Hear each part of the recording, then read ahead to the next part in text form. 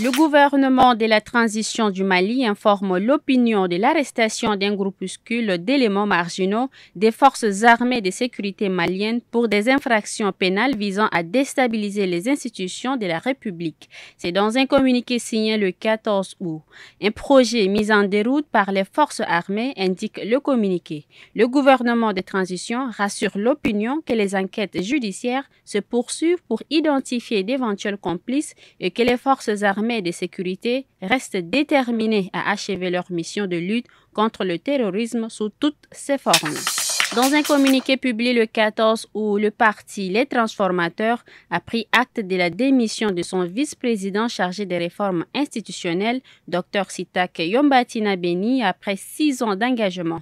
Le parti lui rend un vibrant hommage pour sa contribution tout en regrettant son absence dans un contexte jugé difficile.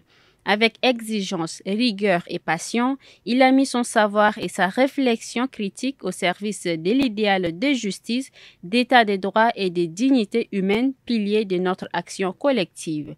En tant que vice-président chargé des réformes institutionnelles, il a joué un rôle déterminant dans la structuration du parti, la vitalité de sa pensée politique et la défense des libertés publiques, souligne le secrétaire général du parti.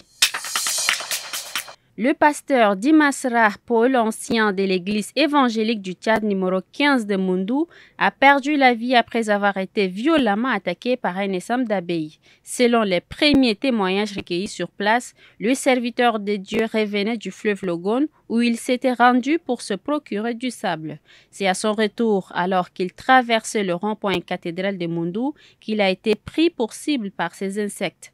Malgré les tentatives d'intervention des passants, le pasteur n'a pas survécu à l'attaque. Alertés, les éléments de la police nationale, de la gendarmerie et le procureur près du tribunal de la grande instance de Moundou se sont rapidement rendus sur les lieux pour constater les faits et ont ordonné le transfert du corps à la morgue de l'hôpital provincial. La ministre des Transports, de l'Aviation civile et de la Météorologie, Mme Fatime Goukouni Huedei, a ce jeudi 14 août à N'Djamena présidé la cérémonie d'installation du comité technique de la Commission nationale de sécurité routière. Composé de 26 membres issus des administrations publiques, des associations, des syndicats des transporteurs et d'autres parties prenantes, ce communiqué est chargé d'exécuter les décisions de la Commission, de faciliter la coordination des actions sur le terrain et de proposer des stratégies innovantes de prévention de l'insécurité routière.